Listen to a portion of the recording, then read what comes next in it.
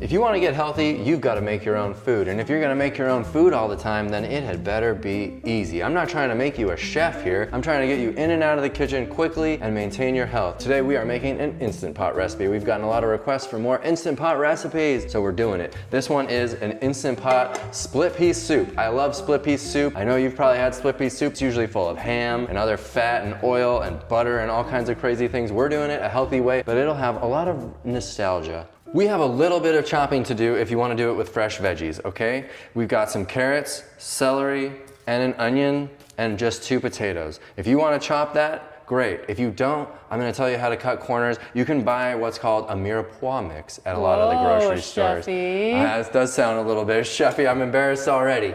But at Walmart and Kroger, I believe you can usually get this mirepoix mix, which is already frozen, chopped, ready to go, carrot, celery, and onion. I think 1 bag should be plenty for this size recipe, just 1 bag of that. It's like a 10 or 12 ounce bag. I normally have the mirepoix mix and I would show it to you, but what I can also show you is the frozen diced potatoes. These are just potatoes, there's not added oils. Essentially, we're gonna peel and dice 2 potatoes. This is way more than that, so you could take, you know, a third of this bag or so and try that out. Then you wouldn't be chopping at all. You'd be cutting all the corners and you'd have a meal so fast, it'd blow your mind, except for the cook time. It's gotta cook. Let's try it today with the real deal. Let's peel these potatoes. I am just gonna peel right onto the cutting board. We'll give them a rinse and they'll be ready to dice up. Don't worry, you don't have to be amazing with your tools. Look, I'm not. Normally the chefs, they like peel toward in a slow fashion. I'm terrible with a peeler and a paring knife, and it doesn't have to be perfect here, folks. Let's just get most of it off. If you don't wanna peel them and you wanna keep the skin on your potatoes for this recipe, you can do that too. I just happen to like the melt in your mouth russet feel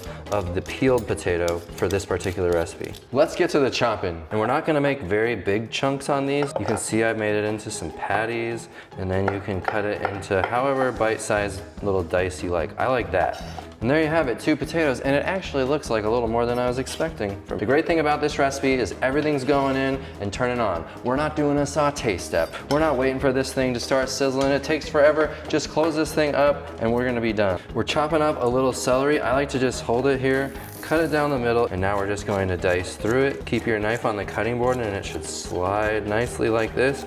Guide the knife with your opposite hand like I am, and you got diced celery. Here we have 2 carrots. I didn't even bother peeling them. Just give them a good scrub and that's good enough. Wow, Dale, you don't care at all. I don't. It's just going in a soup. It's not like it needs to be pretty. The skin's perfectly fine. I'm just saying you don't care at all. Yeah, the pun of you don't care at all. I get it. But you didn't laugh. Of course not. I've been exposed to these puns 10 million times over the last several years. Now they're just language for me. Now all we gotta do is cut the tops off these. If the tip's a little janky, then you can get rid of that too. And boom, we're ready to chop. So I like to cut this, again, lengthwise. And now you got some nice long carrots. And then boom, same thing as the celery, just chop, chop, chop. And into the pot with everything else. Let's chop up a yellow onion. If you weren't able to find the carrot, celery, onion mix all chopped up and frozen, I know most places will have frozen chopped yellow onion at least, so that's an option. We love to use it a lot, but today we're chopping. I like to cut both sides right off the onion. I know this already offends a lot of chefy people out there. You can either cut it in half, or we can just do a little slit and get the skin off. Make sure you get that extra piece of skin that doesn't look as skinish, but it is skin. Now I'll cut it in half. Set one aside, take the other, and then I just hold this thing with my hands in such a way that allows me to slice it, but hold it together so it doesn't all fall apart. And now I can just turn it the other way and chop. And if it starts falling apart, just knock it over and then chop it like that. Boom, boom, boom. Into the tank. And there we have the chunky stuff, okay? What do you think? You can chop that up, right? Or are you gonna go with frozen? What do you think? Let me know in the comments if you prefer the frozen shortcut or chopping up some real veggies and feeling like you're one with the kitchen. Here is the main ingredient, the starchy filling part, in addition to the potatoes, of course, but this is the split pea that makes it a split pea soup. We're gonna do 2 cups. These are so cheap. This is the cheapest food you can get. Dried starches like this. Already pre-washed. There's 1 cup right into the tank, and we got just the right amount. Did you plan that? No, I did not. But now you have to buy more. We have a whole basement full of them, luckily. Should we go show the people? Yeah. Let's go. Split peas, where are you? Here they are. We keep the stuff that we go through a lot of in these big 5-gallon buckets. Now you could use a smaller bucket, but we buy them in 25-gallon buckets. So we got split peas, baby. This is me going to the grocery store. I don't like buying all these starches all the time. They last so long. So when I go to the grocery store, it's really just to buy the veggies. Boom, I'm refilled. These lids are pretty sweet. They just spin right on. Then we got red lentils, pinto beans, oatmeal, regular lentils, brown rice. We go through a lot of starches. I hold them on these shelves and it saves a lot of effort if you got the space. You do save 5% when you buy in a 25-pound bag, but that's a small amount. I always knew you had a big head. Rude. Next up, we're gonna add a little bit of flavor to this soup. Here is some dry thyme. This is kind of ground. You can get it in as little leaves, whatever, but we're throwing in about a teaspoon of thyme. That gives it that very characteristic split pea soup flavor. In addition to marjoram. Marjoram is of the oregano family, so if you only had oregano, you could make it work, but we're gonna throw in a teaspoon of dried marjoram as well. Now remember what I said about regular split pea soup having a lot of ham and all that? It gets that smoky flavor from that, so we need to add some smoke. This is smoked paprika, thrown in a nice teaspoon there. Now we usually take it a step even further on the smoky level and use a teaspoon of this liquid smoke. This is the brand, I like the Wright's brand. It doesn't have a bunch of filler ingredients. I'm throwing in a whole teaspoon. Yum, yum. It's gonna give it lots of split pea smokiness. You'll know what I mean if you've had split pea soup. If you've had split pea soup before the standard American version, you'll know what I mean when you taste it. A bay leaf or two. These are little, so I'll throw in 2. Flavor. How about a little Well Your World nutritional yeast? Our nutritional yeast is amazing. The price is amazing. The flavor is amazing. We're throwing in 2 tablespoons. You should get a jar on our website if you haven't tried it yet, but any nutritional yeast will do. Black pepper, get some black pepper in there. It doesn't have to be freshly ground like this fancy toy, but you want some in there. And by the way, the recipe for this is down below in the description box of this video. Click it and you'll have everything you need. Okay, that's everything but the juice. We need to add some water. I prefer to add veggie stock, so you could just add 1.5 quarts of veggie stock, or you could get the Well Your World veggie broth mix, which is an amazing tool. Again, you don't need our stuff to do this recipe, but I'm gonna be putting in 6 cups of water, and it's a teaspoon of veggie broth mix per cup, so that's 1, 2, 3, 4, 5, 6. Now I can just add 6 cups of water to this thing, give it a stir, fire it up, and we are done. We just had to chop a little bit, throw some things in, boom, you got a recipe.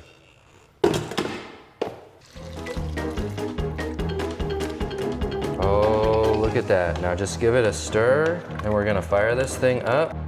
Look at that, it's beautiful. By the way, when it's done, it will look absolutely nothing like this. Lots of it will turn into just delicious mush, and others will be nice and chunky like those veggies that we chopped up. Got this set to seal, and all I'm doing is pressure cook 15 minutes. It was already set up because we make this all the time. And boom, you got some Instant Pot split pea soup. We'll check back as soon as it's done. We've got a minute while the soup's cooking. I wanna show you the most amazing little trick to make this recipe really sing and dance for you. And that is some toasted pepitas. Pepitas, if you don't know, are these. The little green pumpkin seeds. They're shelled pumpkin seeds. I love to put these on all kinds of dishes. I always have them for the split pea soup, and then I end up sprinkling them on other things. They just add a little bit of crispiness and some fat. I've got a dry pan here. You could also do this in the oven at 350 for a few minutes. Just make sure you don't burn them. And we're gonna let this thing heat up, and we just kind of give them a constant stir. It'll toast them and crisp them up in a matter of minutes. Very quick. Okay, I can smell them now. You can see them starting to toast a little on the outside. Don't get your pan too hot. You don't want to burn them. What I do is turn it on for a minute, then turn it off, turn it on, turn it off, because it's hard to control in a dry pan sometimes. They snap, crackle, and pop. Yep, they sure do snap, crackle, and pop. Just don't let them sit on one side too long, because you don't want them to burn. You can also stir like this. The pan's still hot. This is because I have an induction stove, which is like cooking on the sun. Okay, I think theirs are like pretty close to being done. And then as they sit and cool off, they're gonna get even crunchier.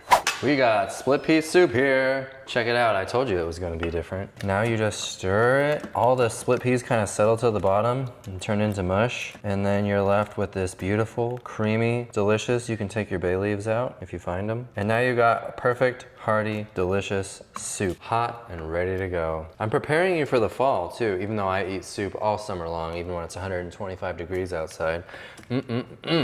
Let's pour ourselves a bowl, shall we? This looks so good. Look at that delicious soup. I love this recipe. It makes just the right amount. You might have a little leftovers. They'll firm up in the fridge as leftovers, but you just reheat them, stir them, mash them up with some water, and you'll be back to great. And now here's where I take those delicious pepitas that we made, a nice little sprinkle, and you're going to be in great shape. Now, if you do salt, here's where you can take just a little sprinkle of salt and throw it on top, and now you've got some salt if you're a salt person. There we have it. Perfect split pea soup. Now, even if you do put a little salt on here, the point is it's way less salt, like not even in the same ballpark of amount of salt that is used in like a restaurant or a processed food that you would buy in the store, or even a soup mix you would buy in the store. Not Well Your World. Ours are SOS free. But here we go. Let's taste this beautiful soup. It's hot. It is hot. Oh, and I love that little crunch from the seeds. The flavor is just so good. I love this soup fresh, but it does reheat really well too. And like I said, it's still got that nice chunkiness from the potatoes and everything, but they're totally cooked. Okay? They're soft, but they hold their structure. But I do want to hear if you try it with frozen potatoes. I've never done it. You saw those diced potatoes earlier in the video. Try it out and let me know what you think. This soup will get you in and out of the kitchen fast, and it will fill you up and keep you full and satisfied without all that carb cutting nonsense. Eat those healthy whole carbs and you will be at your best. Thanks for watching this video. We'll see you on the next one. Bye.